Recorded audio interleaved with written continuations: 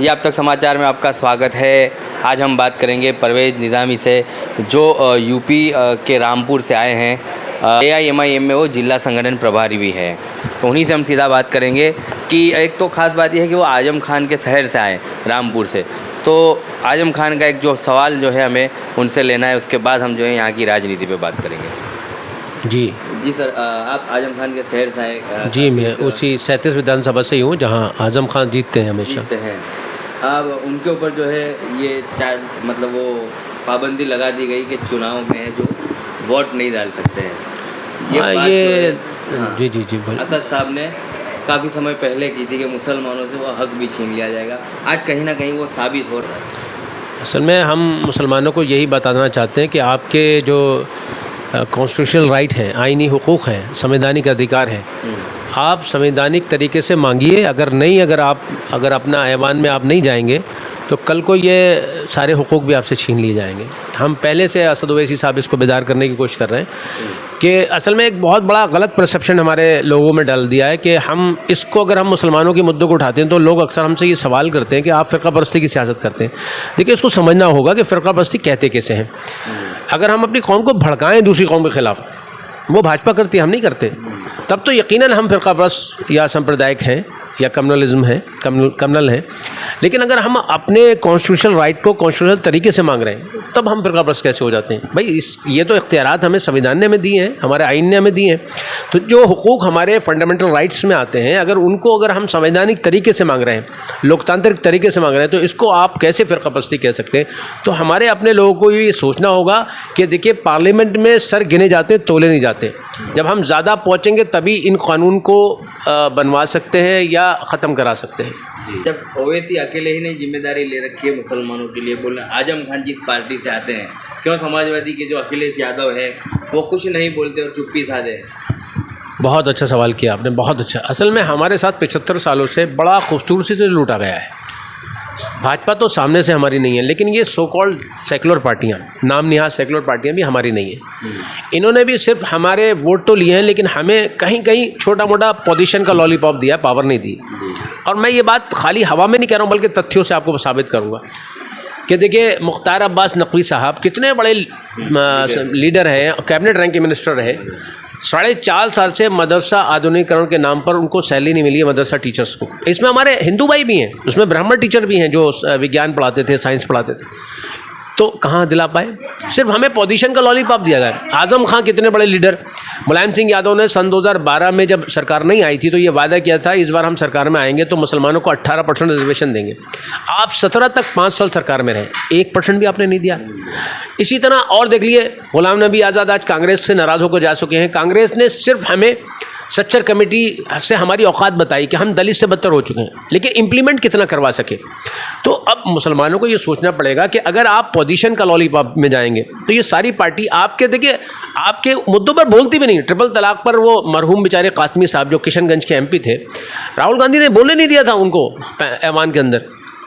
अब इसी तरह हमारे यहाँ तंजील फातिमा साहब जो आज़म खां की एहलिया मोहतरमा है, जब ट्रिपल तलाक पर लोकसभा से मैं मानता हूँ वो बिल पास हो जाता है, लेकिन राज्यसभा में इतनी क्वांटिटी नहीं थी, लेकिन वो वॉकआउट कर गई। And walkout is the also part, you are going to support that bill. जब आपकी वोट की क्वांटिटी कम हो जाएगी तो ज़ाहिर सी बात है वो बिल पास हो जाएगा।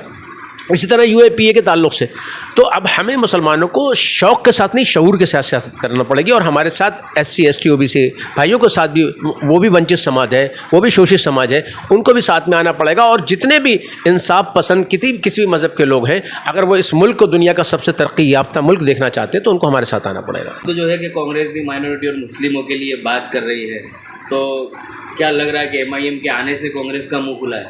असल में ये सारी पार्टियां, सो कॉल्ड सेकुलर पार्टियों के दिमाग में एक गलत फहमी आ गई थी कि मुसलमान का वोट तो यतीम का माल है, मिल ही जाएगा। और आपने देखा होगा कि ये छोटा रिचार्ड ने दिल्ली में ये बात कही थी सन 2014-15 के आसपास, ये मुसलमान जाएगा कहाँ, हमें वोट देगा। लेकिन अल्हम्दुलिल्लाह जब इनको पता है कि असद ओवैसी अब मुसलमानों का रहनुमा आ चुका है तो अब इनको डर लग रहा है, अब इन्होंने बोलना शुरू किया। लेकिन मैं आपसे एक सवाल किया करूँगा, एहसान जाफरी साहब तो इनके ही MP थे, कितना बचा पाए ये, कितना बचा पाए? अगर वो MIM के MP होते तो ऐसा उनके साथ हो जाता। तो मैं यही बात कहना चाहता हूँ, ये जितनी पार्टियां हैं ये सब आपके वोट को लेंगी, आपको बाराती बनाएंगी और छोड़ देंगे, दूल्हा आपको नहीं बनाएंगी कभी भी। एहसान जाफरी साहब की जो आपने याद दिलाई स्टोरी काफ़ी दिलचस्प और बिल्कुल दर्दनाक जो घटना थी वो, कि तमाम पॉलिटिकल लीडरान को वो कॉल कर चुके लेकिन कोई उनकी मदद को नहीं खड़ा रहा। कांग्रेस के तमाम बड़े लीडर, उसके बाद जो है भारतीय जनता पार्टी के भी लीडर तमाम को कॉल किए लेकिन नहीं कोई उनकी आवाज़ सुन। इसी दर्द को हमें समझाना है, अपने हमें लोगों को समझाना है। देखो, आपके पास कॉन्स्टिट्यूशनल राइट्स मौजूद है, आप उसको समझो। अब जमहूरियत, अब सियासत शौक में नहीं करना है, हमें शऊर के साथ करना है। हमें समझना है कि वोट की क्या ताकत होती है। आप अपने वोट को रेवड़ी की तरह बांटेंगे, कोई कांग्रेस में जाएगा, कोई समाजवादी में जाएगा, कोई बहुजन में, आपके वोट की ताकत खत्म हो जाएगी। आपके लिए क्यों कोई आवाज़ उठाएगा जब आपकी कोई आप देखिए, मैं आपको एक एग्जाम्पल देता हूँ। 9% जाट हैं राजस्थान में, उनके 37 विधायक हैं, हम 13% हैं, हमारे 9 विधायक हैं। तो गलती कहाँ है? आप ऐवान में जाओगे, देखिए डिसीजन जो बनते हैं वो होटल पे, चाय के होटल पे बैठकर नहीं बनते, वो पार्लियामेंट में या विधानसभा में जाके बनते हैं। आप जब नुमाइंदा अपना नहीं भेजोगे, आप बढ़ जाओगे कुछ समाजवादी में, कुछ कांग्रेस में, कुछ बहुजन में, और ये भी जीत के भी जाएंगे। मैं एग्जाम्पल दे सकता हूँ, 36 हमारे विधायक यूपी में जीते, सब गूंगे बन गए वहाँ जाकर। तो क्या फ़ायदा? आप कोई सियासत कोई सवाब के लिए थोड़ी होती हो, तो मस्जिद चले जाओ आप। सियासत अपनी वकील को आप भेजते हैं जो आपके जायज़ हुकूक के लिए डिमांड करता है, वहाँ से वो आपके जायज़ हुकूक लेकर आता है। तो अगर ये हम कह रहे हैं तो ये तो हमारा आईनी हक है। और जो इसके बाद की अगर हम बात करें कि कुछ ही दिनों के पहले गुजरात में यहाँ असदुद्दीन ओवैसी साहब को आज भी वो दर्द है, कभी भी सभा में आते हैं तो दर्दनाक किस्सा एक बार सुनाते हैं कि खेड़ा में जो है जाहिर रोड के ऊपर, रस्तों के ऊपर जो है वहाँ के लड़कों को लठ से मारा गया और खंबा पकड़ा के उनको मारा गया। लोग जो है तमाशा बनकर बैठे थे, सीटी मार रहे थे, तालियां बजा रहे थे। यह दर्द है हमारा। हम यकीनन हम ये कहते हैं कि अगर गलती हमारा भाई भी करे तो सज़ा मिले, लेकिन उस सज़ा का एक तरीका होता है। हर आदमी कानून अपने हाथ में नहीं ले सकता। उसके लिए कोर्ट और अदालतें क्यों हैं? देखिए, पावर ऑफ डिस्ट्रीब्यूशन क्यों है?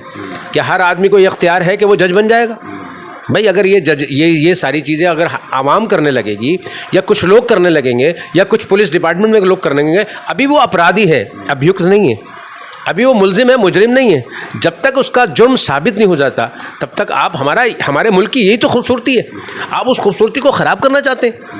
अगर यकीनन हम तो कह रहे हैं अगर वो गलत थे, हम कभी उनको, हमारा धर्म कभी ये नहीं कहता कि अपराधी का सम्मान हो। आप यहाँ देखें बिल्किस बानो का, जिन्होंने हीनियस क्राइम किया, क्राइम नहीं हीनियस क्राइम है वो, और उनको सम्मानित किया जाता है, उनको संस्कारी कहा जाता है। तो हम कहाँ जा रहे हैं? इस देश को हम कहाँ, हमारा देश दुनिया का सबसे तरक्की याफ्ता मुल्क बने, ये हमारा ख्वाब है। और ये जब ही हो सकता है जब इस मुल्क में इंसाफ का निज़ाम मजबूत हो, क्योंकि विकास भी टिक नहीं सकता अगर वहाँ पर निज़ाम अदल नहीं है, यानी इंसाफ नहीं है। क्योंकि निज़ाम इंसाफ से ही निज़ाम अमन यानी शांति आती है, और शांति जिस किसी भी मुल्क की सबसे पहली ज़रूरत शांति होती है, विकास जब ही मुमकिन हो पाता है। जी, तमाम जो है यहाँ के धर्म गुरुओं से अपील या कोई ऐसी कोशिश की गई MIM की तरफ से कि मुसलमान को एक होना चाहिए, मुसलमान को एक प्लेटफॉर्म पे, नहीं, उसके लिए आप क्या मैसेज? देखिए, सिर्फ मुसलमानों से हम नहीं बात करते, हम तो उन वंचित समाज की, हमारे SC ST OBC भाई है, माइनॉरिटी है, और किसी भी मज़हब के, ऐसी बात नहीं है, हमारे यहाँ हर धर्म में, हर जाति में कुछ अच्छे लोग हैं। उनसे हमारी डिमांड है कि इस देश से अगर आपको सच्चा प्यार है, इस देश को आप दुनिया का सबसे ताकतवर मुल्क देखना चाहते हैं, और देखना चाहिए, ये हमारा मुल्क है और इसके लिए हम अपनी खून की एक बूंद पहले भी दिए, देंगे, तो हमें सबको एक साथ आना चाहिए। और जितनी ये देश दुश्मन ताकतें जो देश को भाई से तोड़ना चाहती हैं, जो रहने की जगह भी अलग अलग कर देना चाहती हैं। गुजरात में मुझे पता चला है कि यहाँ पे कुछ इलाकों में हम मुस्लिम घर ही नहीं ले सकते। भाई, ये क्या चीज़? आप एक हिंदुस्तान के अंदर आप UCC की बात करते हैं, आप समानता की बात करते हैं, इसमें भी समानता नहीं। आप बताइए कैसी समानता है? इंसाफ में समानता नहीं, घर हम नहीं ले सकते। ये कौन सा हिंदुस्तान आप बनाना चाहते हैं? कौन सा भारत बनाना चाहते हैं? हमारा भारत तो पूरी दुनिया में इसी बात के लिए, यही तो खूबसूरती है हमारे मुल्क की कि एक गमले के अंदर अगर एक तरह के फूल हो तो उतना खूबसूरत नहीं दिखता जितने उसके अंदर सब तरह के फूल हो। देखिए, हमारा काम कोशिश करने का है, आवाम में जा रहे हैं, अपनी सोच बता रहे हैं। उम्मीद है कि इंशाल्लाह लोग समझेंगे इस बात को, और उम्मीद, अल्हम्दुलिल्लाह लोग जागरूक हो रहे हैं। आज सोशल मीडिया का दौर है, आप किसी को कंफ्यूज नहीं कर सकते। जिनमें जिज्ञासा है, जिनमें थोड़ी सी भी सच्चाई है, बची हुई है, ज़मीर उनका जागा हुआ है, वो समझ रहे हैं कि कौन जो बात करते हैं राष्ट्रवाद की, जिनका छदम राष्ट्रवाद है और किनका सच्चा राष्ट्रवाद है, और जिनका झूठा सेकुलरिज्म है, किसका सच्चा सेकुलरिज्म है। देखिए, सेकुलरिज्म का नाम ये नहीं है कि मैं मुसलमान होकर पूजा शुरू करूं या आप हिंदू होकर नमाज शुरू कर दें। सेकुलरिज्म कहते हैं जियो और जीने दो। जी, तो ये कह सकते हैं कि अब गुजरात में गुजरात की जो AIMIM है उसमें हिंदू लोग भी अब हिस्सेदारी हाँ बिल्कुल। और देखिए क्यों हमारी पार्टी को जो इलेक्शन कमीशन ऑफ इंडिया ने रिप्रेजेंटेशन ऑफ पीपल एक्ट के तहत जो मान्यता दी है, ये हम हर जगह सब जगह, हम भाजपा की तरह नहीं है कि भारतीय जनता पार्टी नाम है लेकिन मुसलमानों को टिकट ही नहीं देती। आप देखिए हमारे यहाँ, मैं रामपुर से आया हूँ, रामपुर में एक मुस्लिम है जो किसी दूसरी पार्टी में नेता थे, आज कार्यकर्ता बन गए। 4 साल हमारे उपचुनाव आपको पता है हर थोड़े दिन बाद हो रहे हैं, उन्होंने 4 साल में 5 चुनाव लड़ा दिए, अभी तक उनको मुस्लिम थे चुके, उनको टिकट नहीं दिया। आप सिर्फ सबका साथ सबकी विकास की बात करते हैं लेकिन झूठा बात करते हैं, ये जुमले हैं। आप ये हकीकत में दिखना चाहिए ना, आप हकीकत में दिखना चाहिए। और वो बंदा ऐसा है कि जो बाहुल्य क्षेत्र है, मुस्लिम रामपुर जो है मुस्लिम बाहुल्य क्षेत्र है, वहाँ अगर टिकट देते तो आप पार्टी को जिता पाते, लेकिन आप सिर्फ नारे लगते हैं। आप जो है एक तरफ कहते हैं कि साहब हम जो है पसमानदा मुसलमानों की बात करते हैं, एक तरफ EWS में आप जो है आप सुप्रीम कोर्ट में लिख कर दे रहे हैं, तो आप ये क्या है, ये तो दोगलापन है। देखिए मैं आपके चैनल के माध्यम से अपने उन हिंदू भाइयों से कह रहा हूँ, खुदा की कसम आपके दुश्मन नहीं है, आप हमारे भाई हो। हम इस मुल्क से आप ही कितना प्यार करते हैं और हमने किया है और साबित करके दिखाया है। हमें अगर जाना होता तो हम पाकिस्तान 1947 में चले जाए, हमारे पास चॉइस थी, हमारे पास चॉइस थी। आप बाई चांस हो, हम बाई चॉइस हैं, हमारे पास चॉइस थी, लेकिन हमने इस मुल्क के वतन अजीज़ को प्यार किया, इस वतन अजीज़ से मोहब्बत की।